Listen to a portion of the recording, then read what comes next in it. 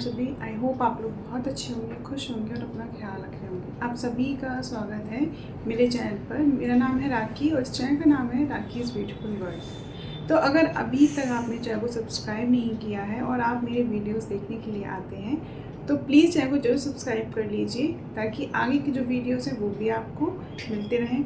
साथ ही अगर आपको वीडियो पसंद आता है तो लाइक करना बिल्कुल मत भूलिए, लाइक करके ही जाइएगा। तो आज का जो वीडियो है वो काफ़ी इंटरेस्टिंग है। जिन लोगों के बाल बहुत ज़्यादा ड्राई होते हैं, जिन लोगों के बाल बहुत ज़्यादा रफ होते हैं, तो उनके लिए ऐसा इंग्रेडिएंट मैं आपसे शेयर करूँगी जो काफ़ी ज़्यादा हाइड्रेटिंग है और उससे बाल बहुत अच्छे से मॉइस्चराइज हो जाते हैं। तो ये बहुत ही कॉमन चीज़ें हैं जिन मैं बताने वाली हूँ, लेकिन उनको कैसे यूज़ करना है, कैसे आप अपने बालों पर लगाकर अपने बालों की क्वालिटी को बहुत अच्छे से इन्हेंस कर लेते हो। और साथ ही मैं आपको ये भी बताऊंगी कि इन इंग्रेडिएंट का यूज़ करके कैसे आप अपने बालों की ग्रोथ को भी इन्हेंस कर सकते हो। अगर आपकी ग्रोथ रुक गई है, आपका हेयर फॉल बहुत ज़्यादा हो रहा है, तो उसको भी आप बदल सकते हो, यानी कि आपका हेयर फॉल भी रुक जाएगा जो कि मानसून सीज़न में बहुत ज़्यादा होता है। तो इन सभी इंग्रेडिएंट को बहुत आसानी से आप पा सकते हैं, यानी कि आप कहीं पर भी हो, ये जो इंग्रेडिएंट है जो मैं आज बताने वाली हूँ वो आपको बहुत आराम से मिल जाएंगे। अगर आपके घर में भी वो हो तो आप अच्छे से यूज़ कर सकते हैं। अगर आपके आसपास मिलते हैं तो आप जल्दी से लेकर आ जाइए और ये जो रेमेडी मैं बताने वाली हूँ उसको प्रिपेयर कर लीजिए। रेमेडी में जो भी इंग्रेडिएंट अगर आपके पास नहीं है तो आप उसको स्किप भी कर सकते हैं, क्योंकि इसमें 3 इंग्रेडिएंट हैं और तीनों में बहुत ज़्यादा ताकत होती है, क्षमता होती है आपके बालों की क्वालिटी को ठीक करने के लिए, आपका जो हेयर फॉल है उसको कम करने के लिए, और साथ ही आपके ड्राई फ्रिजी हेयर को मैनेजेबल और बहुत ज़्यादा खूबसूरत बनाने के लिए। तो कोई अगर एक इंग्रेडिएंट आपके पास ना हो तो आप परेशान मत होइएगा, आप जितने हो उतने का ये वाला जो रेमेडी है वो आप बना सकते हैं। तो इसमें सबसे पहले हमें लेना है एलोवेरा जेल। अगर आपके पास एलोवेरा है, मार्केट बेस्ड है, तो आप उसका यूज़ कर सकते हैं, नहीं है तो आप घर वाला यूज़ कर सकते हैं। दोनों ही बहुत अच्छा रिजल्ट देते हैं, लेकिन अगर आपके पास घर वाला है तो आप कोशिश कीजिए कि उसी का ही आपको यूज़ करना है, क्योंकि जो नेचुरल चीज़ होती है तो उससे तो बहुत ज़्यादा फ़ायदा होता है। बाकी अगर नहीं है तो जो मार्केट बेस्ड है आप उसका भी यूज़ कर सकते हैं। तो जो घर वाला एलोवेरा होता है उसकी लीव हमको तोड़नी है, बिल्कुल नीचे से तोड़नी है, और उसे आपको 2-3 घंटे के लिए पानी में डुबो कर रखना है। उससे क्या होगा, जो उसमें येलो कलर का डिस्चार्ज होता है, जो उसमें बहुत ही वाटरी टाइप का एक लिक्विड निकलता है जो हार्मफुल रहता है, उसका कोई यूज़ नहीं होता, लेकिन उसे लगाया भी नहीं जाता है। जब अच्छे से वो रिलीज़ हो जाएगा तो जो आपका पानी होगा वो येलो कलर का हो जाएगा। उसके बाद आपको लीफ निकालनी है और अच्छे से उसको वॉश कर लेना। अब जो दूसरा इंग्रेडिएंट है वो है गुड़हल। देखिए, गुड़हल जो होता है वो बालों के लिए किसी वरदान से कम नहीं है।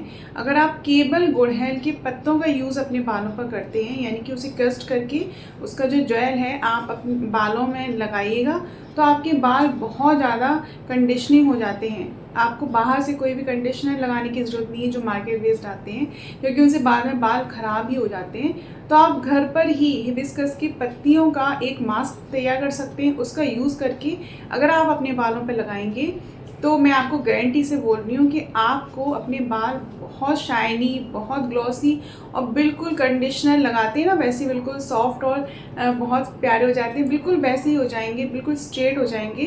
तो अब किसी कंडीशनर की ज़रूरत नहीं पड़ेगी। है तीसरा इंग्रेडिएंट जो कि है मीठी नीम। मीठी नीम मोस्टली आसपास मिल जाती है, या फिर आप सब्जी मंडी जाकर भी अगर आप लेंगे तो वहाँ भी आपको आराम से मिल जाएगी। तो मीठी नीम आपको ले लेनी है अच्छी क्वांटिटी में, और अगर नहीं मिलती है तो आप स्किप भी कर सकते हैं, लेकिन अगर आपको मिल रही तो आपको ज़रूर यूज़ करना चाहिए। इसका आप कंजप्शन भी अगर आप करने लगेंगे तो उससे भी आपको बहुत ज़्यादा बालों में फ़ायदा दिखेगा।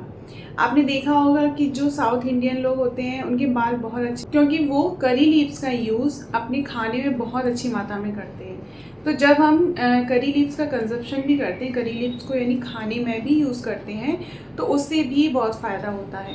करी लीव्स अगर आप सुबह खाली पेट खाते हैं, उसके 3-4 पत्ते ले लीजिए आप, या एक पूरी जो डंडी होती है उसमें जितने भी पत्ते लगे होते हैं आप अगर पूरा खा लेते हैं तो आपके बाल झड़ना बिल्कुल बंद हो जाएंगे।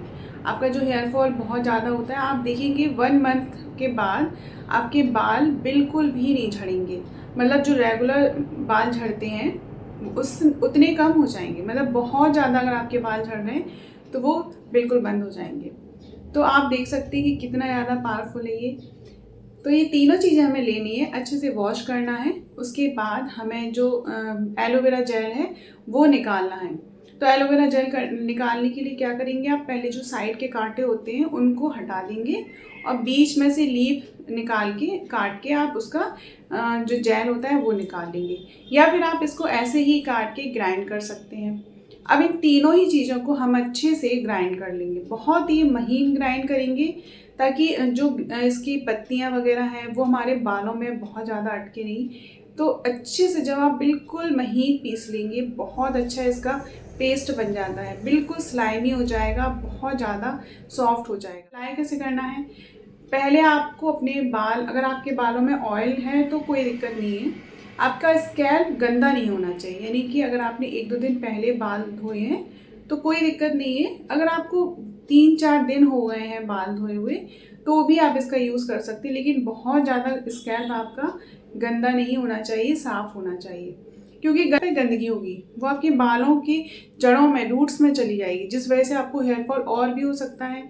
तो आपको क्या करना है, अपना स्कैल्प अच्छे से क्लीन रखना है, उसके बाद आप इसका एप्लीकेशन करेंगे। अगर आपके बालों में ऑयलिंग है तब भी आप इसका एप्लीकेशन कर सकते हैं, और अगर आपके बालों में ऑयलिंग नहीं है तो आप अपने बालों को हल्का सा गीला करेंगे पहले, उसके बाद इसको अप्लाई करेंगे। गीला हम इसलिए कर रहे हैं ताकि जो हमारे बाल हैं वो अगर रूखे रहेंगे, सूखे रहेंगे तो उलझेंगे बहुत। तो सबसे पहले आपको कॉम्ब करना है, अपने बालों को डिटेंगल कर लेना है, उसके बाद हल्का सा गीला करना है बालों को।